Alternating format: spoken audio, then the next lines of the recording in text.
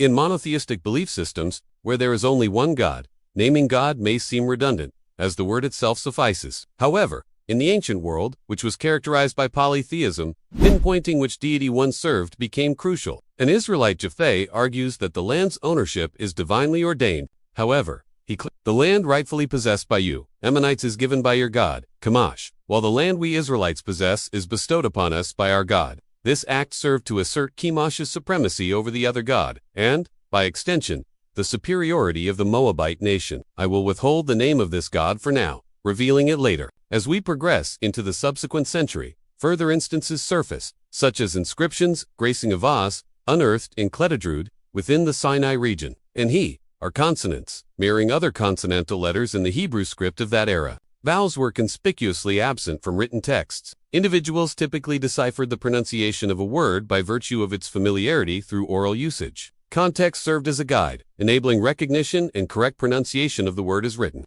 However, this system faltered when the oral pronunciation vanished. If a word ceased to be spoken, deducing its pronunciation solely from its written form became impossible. The pronunciation needed to remain vibrant in spoken language to prevent its loss. These inscriptions prominently feature the letters YHWH, occasionally appearing as YHWH, omitting the final letter. From the 6th century onward, the occurrences multiply, surpassing those of the 9th and 8th centuries. These later instances even encompass abbreviated forms denoting the God of Israel, employing solely a yod and a he. Thus, diverse methods existed for inscribing this name. However, while the inscription of this name is established, its pronunciation poses a more intricate challenge. Two primary hurdles obstruct our pursuit of its phonetic rendering. Saying "I serve God" was inadequate, specifying that God was essential, hence the necessity of proper names. Dating back to the 9th century BCE, it represents the oldest instance of the God of Israel's name. Surprisingly, it wasn't produced by Israelites, but rather by Moabites, celebrating the liberation of the Moabite kingdom from Israelite rule. The inscription explains that Chemosh, the principal god of Moab, had been angered by his people, leading to their subjugation by the Israelites. However, a new Moabite king, Mesha, regained Chemosh's favor, liberating them from Israelite oppression. Biblical texts refer to gods like Baal, Dagon, Chemosh, and, of course, the God of Israel and Judah, also known by a proper name, originally one among many, in a polytheistic reality. It is written with 4 letters in a Phoenician script, equivalent to the letters Yod, He, Vav, and He in modern Hebrew. To illustrate this, consider a biblical account of a territorial dispute between the Israelites and Ammonites. Archaeological records such as the Moabite Stone or Mesha Stele corroborate this. Specifically, the text notes that in Moab's military triumph over the Israelites, objects associated with the worship of Israel, as Petron deity, were seized and placed at the feet of Chemosh, the patron god of Moab. Within this context, and particularly in relation to the captured objects from the temple of the God of Israel, the Mesha Stele records the name of this god. Indeed, the most ancient archaeological find bearing this name traces back to the 9th century BC. A linguistic obstacle arises from the fact that all the letters YHWH.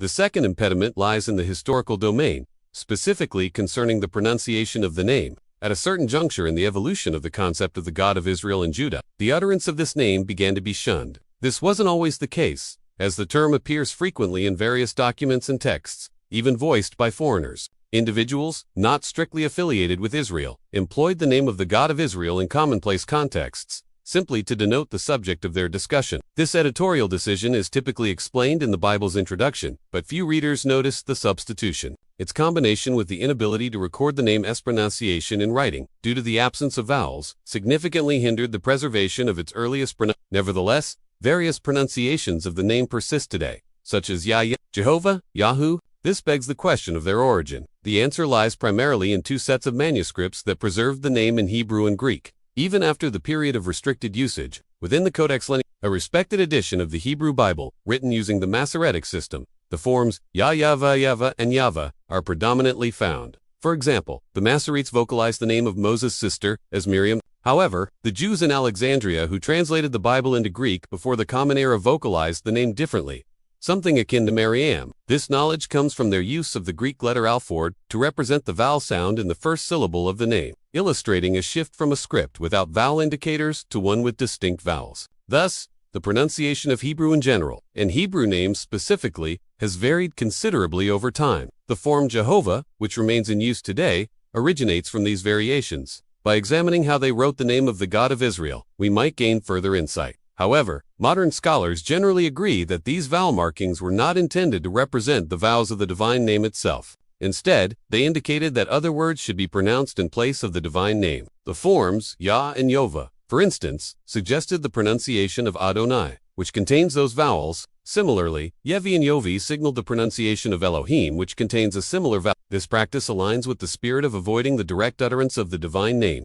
The New Testament also lacks the proper name of God, consistently employing Kyrios or corresponding to the Hebrew words Adonai and Elohim, which had already begun to replace the proper name. Thus, from the 3rd century BCE, historical records document the practice of avoiding the use of Israel's God's name, contrasting sharply with the Hebrew Bible, or Old Testament, where individuals, including foreigners, freely use the name. In the 1st century BCE, the historian Diodorus Siculus wrote the name with the letters iota, alpha, and omega, resulting in a pronunciation like Yah. This same spelling appears in Greek texts found among the Dead Sea Scrolls, dating from the 3rd to the 1st centuries BCE. Alpha and omega, while Clement of Alexandria and Origen of Alexandria use similar forms. These texts offer no indication of an intention to restrict its use. However, a custom of avoiding the name gradually emerged, potentially driven by 2 key factors, though the precise historical narrative remains somewhat unclear. Historians typically attribute it to either the adoption of an exceedingly zealous interpretation of the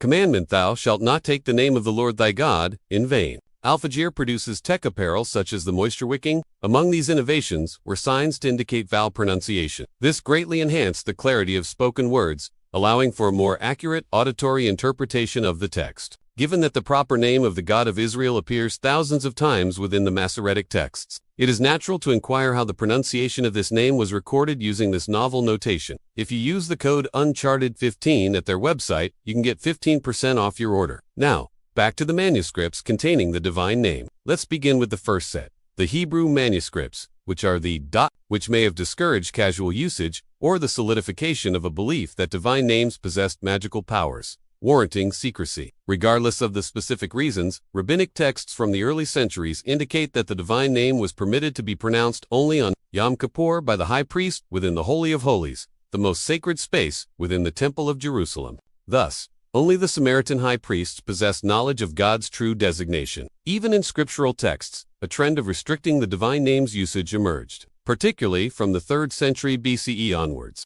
Jewish scholars translating the Hebrew Bible into Greek between the 3rd and 1st centuries B replaced all instances of the proper name of the God of Israel and Judah with Kyrios or signifying Lord or God, respectively. This amounted to a near absolute restriction. The disuse of that sacred appellation became prominent, coupled with a Samaritan tradition asserting that the divine name was exclusively known to the high priest, who secretly bequeathed it to his successor, a practice maintained across generations. This convention persists even today, evident in many Bibles that substitute the proper name with Lord or God, often denoted in a distinct type. Regardless of the exact reasons behind this trend of avoiding the divine name, before delving further, a quick acknowledgement to Alfagir, who sponsors this content. The Masoretic texts emerged from the work of Jewish scribes known as the who introduced a series of markings into Hebrew writing. Upon examination, one discovers not a singular pronunciation, but several possibilities. Even if the Masoretic texts accurately preserve the original vowels of the name, there is no guarantee that these represent the name's pronunciation throughout history. Since the Masoretic texts do not definitively settle the pronunciation, we can turn to another source. Ancient Greek authors who employed a writing system that represented vowels. In these Greek texts, a diversity of notations for the divine name emerges. Consider then what you observe on screen. Porphyry employed this form, Epiphanius utilized these, and this final rendering by Epiphanius carries unique interest. It echoes Yahweh, a pronunciation closely aligned with, as found in certain contemporary Portuguese Bibles. This term originated among the Greeks to denote this name. While these forms offer interpretations, it's crucial to recognize their inherent imperfections. Certain sounds within Hebrew lack corresponding representations in Greek script. When rendered in the first person, the divine pronouncement emerges as I am, I exist, I will be, or I will exist. This multiplicity stems from the absence of a distinct present tense in Hebrew, further compounded by the lack of separation between being and existing. The divine declaration would then unfold as I am, followed by he is, or something phonetically comparable. It is conceivable that the author of this passage engaged in what is termed folk etymology, essentially reinventing a meaning for a name whose original sense had been lost over time. Such practices are commonplace in ancient texts, including the Bible. Context alone dictates the intended meaning. Linguistic alterations inevitably occur with any word across time and geographical boundaries. This isn't a failure on the part of the translators, but rather a limitation where, for example, a guttural sound in Yahweh could only be approximated as Yao due to the absence of a suitable Greek character. Various modes of writing, pronunciation, interpretative meanings, and religious interactions with the name have developed over time. Therefore, interpreting the divine name as signifying he is, or he will be. Echoing the earlier I am declaration becomes a compelling reading. For deeper insights into the linguistic evolution yielding these diverse forms, explore my interview with Stephen Fortunato from the Gloss Connaught channel. It offers significant clues, but falls short of a conclusive answer. In essence, the deity now frequently referred to as simply God was historically designated by a more specific, proper name. However, from at least the 3rd century BCE onward, the practice of avoiding the deity's name emerged. Substitutions like Adonai Lord or Elohim God began to circulate. The avoidance severely hampered the preservation of the original pronunciation. This name first appeared in archaeological records dating back to the 9th century BCE and was consistently vocalized. The God of your ancestors has sent me to you, and they ask me what is his name. Then what shall I tell them? The divine response is, I am who I am, or I will be what I will be, among other possibilities. The crucial element here is the presence of the verb to be. Continuing, divinity adds, say this to the Israelites, I am has sent me to you. Then divinity further instructs Moses, say to the Israelites, Yahweh, or however you choose to pronounce it. The God of your ancestors, the God of Abraham, the God of Isaac, and the God of Jacob has sent me to you. This is my name forever, and this is how I am to be invoked from generation to generation. This translation originates from the Jerusalem Bible. Numerous alternatives exist. It's vital to recognize the wordplay inherent in the text, particularly the use of the verb to be. Finally, let's consider the name's meaning, potentially offering intriguing insights into its pronunciation. We can begin with the widely recognized interpretation derived from the book of Exodus. Here, Moses encounters divinity on a mountain, promised deliverance for the Israelites from Egyptian bondage. His expertise as a polyglot linguist provides comprehensive details on the history of languages and Hebrew.